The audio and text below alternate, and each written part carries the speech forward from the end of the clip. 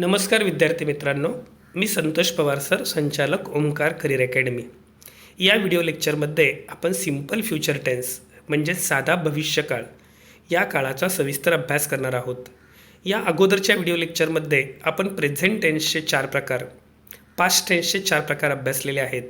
या पुढील व्हिडिओ लेक्चरमध्ये आपण सिंपल फ्युचर टेन्स व फ्युचर टेन्सचे इतर प्रकार अभ्यासणार आहोत. आजच्या व्हिडिओ लेक्चरमध्ये आपण सिंपल फ्युचर टेन्सची रचना व त्याचे उपयोग या घटकाचा सविस्तर अभ्यास करणार आहोत. सिंपल फ्युचर टेन्सची रचना करत असताना आपण कर्त्यानंतर शाल किंवा विल वापरून मुख्य क्रियापदाचे मूळ रूप लिहितो. म्हणजे थोडक्यात त्याचा सेंटेन्स पॅटर्न सब्जेक्ट, शाल, will, base form of the verb आणि ऑब्जेक्ट असा केला जातो. या काळाची रचना करत असताना कर्त्यानंतर शाल किंवा विल वापरतो. यामध्ये प्रथम पुरुषवाचक सर्वनामानंतर म्हणजे आय किंवा वी नंतर सामान्यतः शाल वापरला जातो आणि इतर कर्त्यानंतर विल वापरतो. जसं आय शाल राईट, मी लिहीन. वी शाल राईट, आम्ही लिहू. यू विल राईट, तू लिहिशील. यू विल राईट, तुम्ही लिहाल. ही विल राईट, तो लिहील. शी विल राईट, ती लिहील. दे विल राईट, ते लिहितील. या प्रकारे आपण सिंपल फ्युचर टेन्सची रचना करतो. सामान्यतः प्रथम पुरुषवाचक सर्वनामानंतर म्हणजे आय किंवा वी नंतर शाल वापरला जातो व इतर कर्त्यांनंतर आय, वी, यू, दे किंवा कोणत्याही नामानंतर आपण विल हे सहाय्यकारी क्रियापद वापरतो. परंतु प्रथम पुरुषी सर्वनामानंतर शालच्या ऐवजी विल वापरल्यास त्या वाक्यातून भविष्यकाळाबरोबरच निश्चितता म्हणजे सर्टन्टी, वचन, प्रॉमिस, हेतू, इंटेन्शन व्यक्त केला जातो. आणि इतर कर्त्यानंतर शाल वापरल्यास त्या वाक्यातून भविष्यकाळाबरोबरच इशारा म्हणजेच वॉर्निंग, धमकी, थ्रेट, वचन, प्रॉमिस व्यक्त केले जाते. म्हणजेच उदाहरणार्थ I will do what I can या वाक्यामध्ये सिंपल फ्युचर टेन्स आहे, पण कर्त्यानंतर वापरलेला म्हणजे आय नंतर वापरलेला विल हा केवळ भविष्यकाळच नाही तर त्या वाक्यातून प्रॉमिस व्यक्त करतो. I will ring you tonight या वाक्यामध्ये देखील आय नंतर वापरलेला विल केवळ भविष्यकाळच नव्हे तर त्या व्यक्तीचा हेतू, इंटेन्शन व्यक्त करतो. ऑल स्टुडंट्स शाल remain present for the meeting. All students शाल रिमेन प्रेझेंट. ऑल स्टुडंट्स या कर्त्यानंतर वापरलेला जो शाल आहे तो भविष्यकाळाबरोबर ती वॉर्निंग व्यक्त करतो. म्हणजे या ठिकाणी शालचा उपयोग हा कंपल्शनसाठी केलेला आहे. केवळ भविष्यकाळातील प्रेडिक्शन असतं तर आपण इथे विल म्हटलं असतं, पण विलच्या ऐवजी शाल वापरल्यामुळे त्या वाक्यातून वॉर्निंग व्यक्त होते. You shall have a holiday tomorrow या वाक्यामध्ये असणारा यू नंतर वापरलेला जो शाल आहे तो केवळ भविष्यकाळ नव्हे तर प्रॉमिस व्यक्त करतो. म्हणजेच you will have a holiday tomorrow हे जर असतं तर ही फॅक्ट झाली असती, उद्या तुम्हाला सुट्टी आहे. पण या वाक्यातून वचन दिलं जात आहे त्यामुळे आपण विलच्या ऐवजी शाल वापरला. I will get you. I will get you म्हणजेच I will punish you for what you are doing wrong to me today. आज तू जो काय मला त्रास देतोयस याबद्दल मी तुला इंगा दाखवेन अशा अर्थाने आपण हे वाक्य घेतो. म्हणजे या ठिकाणी आय नंतर आला विल हा फ्युचर टेन्स बरोबर थ्रेट, धमकी व्यक्त करतो. किंवा I will teach you lesson, मी तुला एक दिवस धडा शिकवेन यासारखी जी वाक्य आहेत ही अर्थात भविष्यकाळाबरोबर धमकी व्यक्त करतात.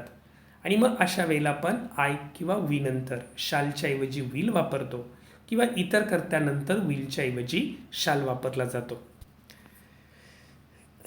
अलीकडच्या काळामध्ये आपण बऱ्याचदा पाहतो की आय विल, ही विल यांच्याऐवजी संक्षिप्त रूपांचा वापर केला जातो. म्हणजे विल किंवा शालच्या ऐवजी कॉन्ट्रॅक्टेड फॉर्म वापरले जातात. जसं आय विलच्या ऐवजी आयल असं म्हटलं जातं.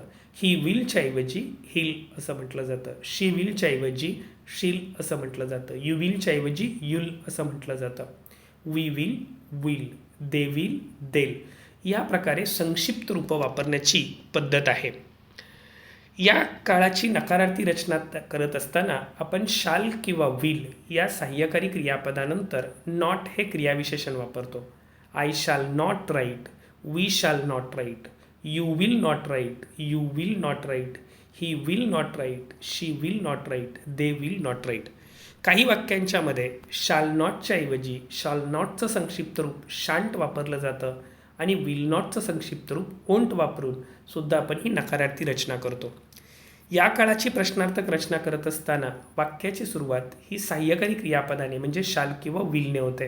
म्हणजेच वाक्याच्या सुरुवातीला शाल किंवा विल, त्यानंतर सब्जेक्ट, त्यानंतर base form of the verb, त्यानंतर उरलेलं वाक्य आणि शेवटी क्वेश्चन मार्क दिला जातो. जसं shall I write, shall we write, will you write, will you write, will he write, will she write, will they write, अशा पद्धतीने प्रश्नार्थक वाक्याची रचना केली जाते. यामध्ये एक महत्त्वाचा मुद्दा, प्रश्नार्थक वाक्यामध्ये प्रथम पुरुषी सर्वनामानंतर कंपल्सरी शाल वापरला जातो आणि हा शाल असं वाक्य प्रस्ताव किंवा सूचना व्यक्त करतं. जसं shall I get a coffee for you, shall we go for a picnic this Sunday.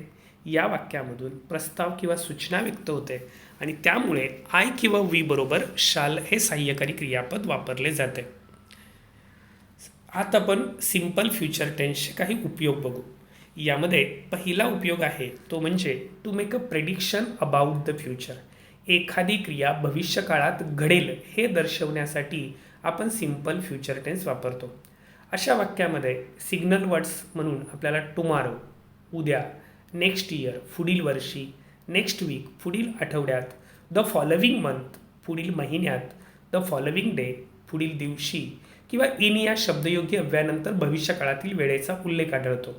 We will shift to a new house next week, पुढील आठवड्यात आपण नवीन घरी शिफ्ट होणार आहोत. म्हणजे थोडक्यात प्रेडिक्शन दर्शवण्यासाठी आपण सिंपल फ्युचर टेन्स वापरला.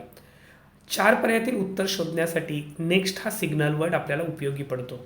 वाक्यामध्ये नेक्स्ट आहे त्यावरून आपल्या लक्षात येतं की या वाक्यामध्ये आपण सिंपल फ्युचर टेन्स वापरला पाहिजे. I will meet you at the airport tomorrow. टुमारोवरून लक्षात येतं की या वाक्यामध्ये आपण सिंपल फ्युचर टेन्स वापरला पाहिजे. म्हणजे आपण आय विल मीट यू असं म्हणतो. He will secure degree in 2024. यामध्ये साहजिकच 2024 हा आजच्या दृष्टीने भविष्यकाळ आहे त्यामुळे त्या वाक्यामध्ये आपण सिंपल फ्युचर टेन्स वापरलेला आहे. दुसरा उपयोग आहे to talk about hopes or expectations. आपण आशा अपेक्षा जर त्या वाक्यातून व्यक्त करत असू तर सिंपल फ्युचर टेन्सचा वापर करतो. जसं I think India will win the match. मला वाटतं भारत सामना जिंकेल, अर्थात ही आपली अपेक्षा झाली. I believe she will do better next time. माझा विश्वास आहे पुढील वेळेला ती चांगली कामगिरी करेल. I hope she will recover soon. मला आशा वाटते ती लवकर बरी होईल. I am sure the train will arrive. मला खात्री आहे ट्रेन येईल. म्हणजे थोडक्यात भविष्यकाळातील आशा अपेक्षा व्यक्त करताना आपण सिंपल फ्युचर टेन्सचा वापर करतो. त्यानंतर तिसरा उपयोग आहे टू शो इन्स्टंट डिसिजन.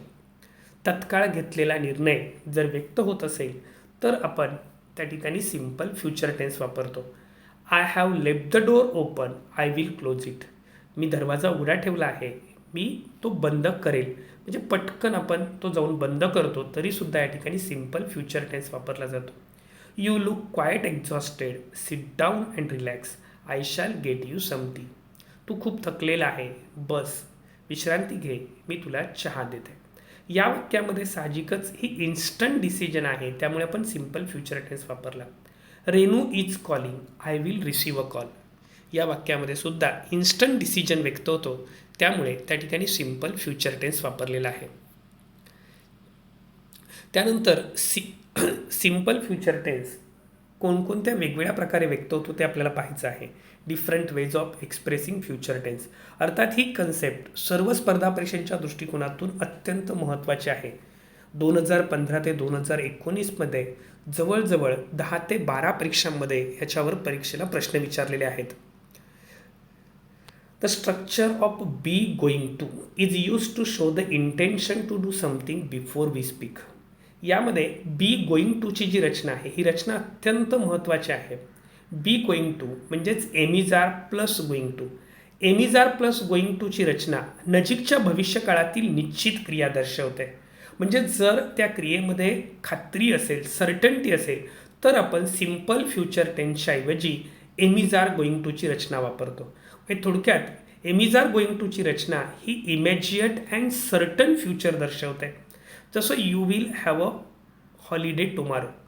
याऐवजी आपण you are going to have a holiday tomorrow असं म्हणतो त्यावेळेला त्या वाक्यातून सर्टन्टी व्यक्त होते. The PM will visit the SAARC countries in the next week. या वाक्यातून केवळ प्रेडिक्शन व्यक्त होत आहे. पण the PM is going to visit the SAARC countries in the next week, या ठिकाणी आपण विलच्या ऐवजी इज गोइंग टू वापरला. ही रचना भविष्यकाळातील निश्चितता व्यक्त करते. म्हणजेच शाल किंवा विलच्या ऐवजी एमिजार प्लस गोइंग टूची रचना वापरली तर त्या वाक्यातून खात्री व्यक्त होते. जसे the teacher will give them an assignment, यामध्ये केवळ भविष्यकाळ आहे. The teacher is going to give them assignment. Immediate future आपल्या लक्षात येतो. जर इज गोइंग टू वाक्यात दिला असेल तर त्या वाक्यातून इमॅजिएट फ्युचर किंवा सर्टन फ्युचर व्यक्त होतो. He will build a new house, तो नवीन घर बांधेल. बांधेल हा केवळ भविष्यकाळ आहे, प्रेडिक्शन आहे. म्हणजेच अर्थातच यामध्ये निश्चितता नाही. He is going to build a new house, तो नवीन घर बांधायला जात आहे. हे वाक्य सर्टन्टी दर्शवतं, म्हणजे त्याने घर बांधण्याची तयारी केलेली आहे. He will certainly build it, तो नक्की बांधेल. त्यावेळेला आपण विलच्या ऐवजी इज गोइंग टूची रचना वापरतो. A friend of ours is going to stay with us in November, या वाक्यामध्ये सुद्धा सर्टन्टी व्यक्त होते. I will get a new car soon, यामध्ये केवळ भविष्यकाळ आहे. पण I am going to get a new car soon या वाक्यामध्ये सर्टन्टी किंवा इमॅजिएट फ्युचर लक्षात येतो. I am going to study harder next year, याच्यामध्ये सुद्धा सर्टन्टी किंवा इमॅजिएट फ्युचर व्यक्त होतो. The sky is absolutely dark, it is going to rain, it is going to rain. म्हणजेच ही क्रिया निश्चित आणि नजीकच्या भविष्यकाळात घडणार आहे हे स्पष्ट होतं.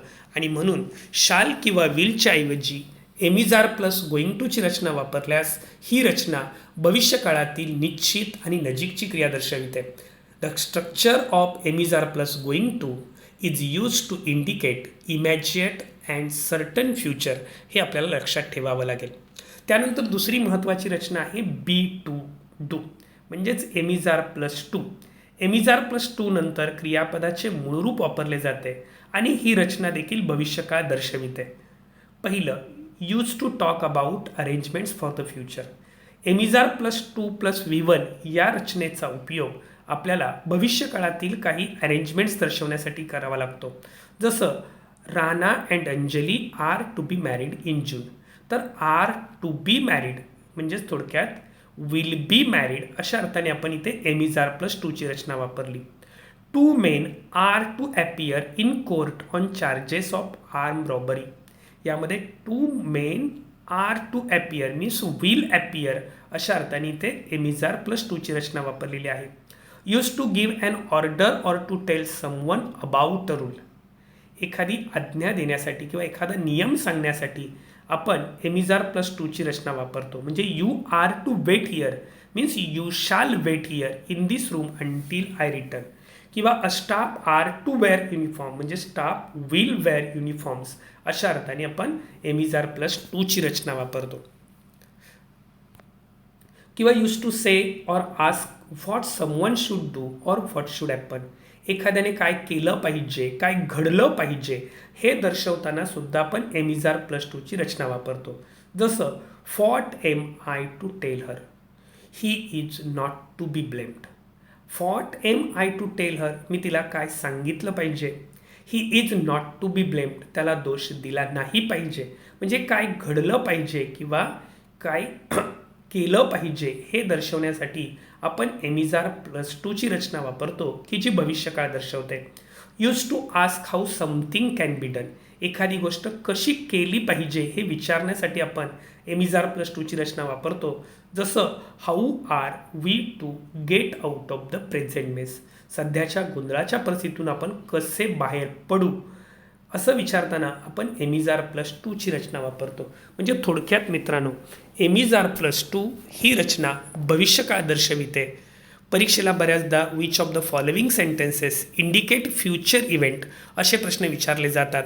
आणि जर अशा वाक्यामध्ये एमिजार प्लस टू प्लस V1 अशी रचना असेल तर ती रचना निश्चितच भविष्यकाळ दर्शविते, हे लक्षात घेणं महत्त्वाचं आहे. त्यानंतर पुढील जो उपयोग आहे तो म्हणजे सिम्पल प्रेझेंट टेन्स भविष्यकाळ दर्शवितो. परीक्षा दृष्टिकोनातून हा अत्यंत महत्त्वाचा मुद्दा आहे. आत्तापर्यंत MPSCच्या परीक्षेमध्ये जवळजवळ 10 ते 15 वेळा याच्यावर परीक्षेला प्रश्न विचारलेले आहेत. The simple present tense is use to express future events that's are schedule and arrange. ज्या भविष्यकाळातील घटना पूर्वनियोजित आहेत अशा पूर्वनियोजित प्री प्लॅन फ्युचर टेन्स दर्शवण्यासाठी आपण सिंपल फ्युचर टेन्सच्या ऐवजी सिंपल प्रेझेंट टेन्स वापरतो. म्हणजे फरक आहे यामध्ये की केवळ भविष्यकाळ असेल तर सिंपल फ्युचर टेन्स वापरला जाईल, पण तो प्री प्लॅन्ड फ्युचर असेल, पूर्वनियोजित भविष्यकाळ असेल तर आपण सिंपल प्रेझेंट टेन्स वापरतो. जसं our examination begins on next Monday. आपली परीक्षा पुढील सोमवारी सुरू होत आहे. यामध्ये नेक्स्ट मंडे हा प्री प्लॅन फ्युचर दर्शवतो आणि त्यामुळे या ठिकाणी आपण सिंपल प्रेझेंट टेन्स वापरला. मागील व्हिडिओ लेक्चरमध्ये आपण सिंपल प्रेझेंट टेन्सची रचना अभ्यासलेली आहे. सिंपल प्रेझेंट टेन्समध्ये एकवचनी कर्त्यानंतर क्रियापदाला यस किंवा इयस प्रत्यय लागतो आणि अनेकवचनी कर्त्यानंतर क्रियापदाचं मूळ रूप वापरलं जातं. त्यामुळे आवर एक्झामिनेशन असल्यामुळे आपण बिगिन्स असं लिहिलं. द युनिव्हर्सिटी एक्झामिनेशन्स असल्यामुळे बिगिन क्रियापदाचं मूळ रूप वापरलं. The plane arrives in Mumbai at 11:45. At 11:45 म्हणजे थोडक्यात या ठिकाणी हा पूर्वनियोजित भविष्यकाळ आहे, त्यामुळे आपण सिंपल प्रेझेंट टेन्स वापरतो. The lesson starts at 7 o'clock. The train leaves at 6 o'clock. ह्या सर्व वाक्यांच्या मधून पूर्वनियोजित भविष्यकाळ व्यक्त होत असल्यामुळे आपण सिंपल प्रेझेंट टेन्स वापरतो. म्हणजेच थोडक्यात the simple present tense in this sentences is use to indicate future event, future action which is pre scheduled, pre arranged. म्हणजेच थोडक्यात पूर्वनियोजित भविष्यकाळ दर्शवण्यासाठी सिंपल प्रेझेंट टेन्सचा वापर केला जातो. यामध्ये आणखी काही उदाहरणं आहेत. Wien does the college reopen. या ठिकाणी सुद्धा सिंपल प्रेझेंट टेन्स आहे, पण तो पूर्वनियोजित भविष्यकाळ दर्शवतो. The American president arrives in India tomorrow for a 2-day state visit. यामध्ये अराइव्ज जे आहे हे सिंपल प्रेझेंट टेन्स आहे, पण हा simple present tense pre plan future दर्शवण्यासाठी वापरलेला आहे. The movie begins in a little while. खूप वेळा हे वाक्य परीक्षेला विचारलेलं आहे. The movie begins in a little while. थोड्याच वेळात चित्रपटाला सुरुवात होईल. अर्थात अगदी नजीकचा म्हणजेच पूर्वनियोजित भविष्यकाळ असल्यामुळे आपण सिंपल प्रेझेंट टेन्स वापरतो. किंवा कॉलेज रिओपन्स ऑन मंडे.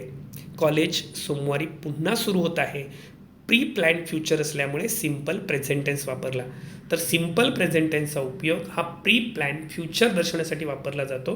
परीक्षेला सामान्यतः identify the sentence, indicate future event अशा ऑर्डरखाली प्रश्न विचारले जातात. त्यावेळेला ही रचना आपल्या लक्षात राहणं गरजेचं आहे.